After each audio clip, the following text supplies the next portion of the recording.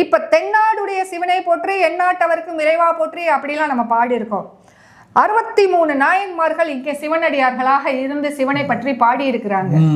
இப்படிப்பட்ட ஒரு சம்பிரதாயம் அங்க ஏதாவது இருக்கா அப்படின்றத பார்க்கணும். இவங்க முருகப்பெருமான் சிவபெருமானுக்கும் பார்வதிக்கும் பிறந்த குழந்தை அப்படின்னு சொல்றாங்க. அதனுடைய கடவுள் தத்துவத்தை அவங்க புரிஞ்சு பேசுறாங்களா என்பது கேள்வி. ஆக மொத்தம் இது அரசியல் தான் படுத்துறாங்க.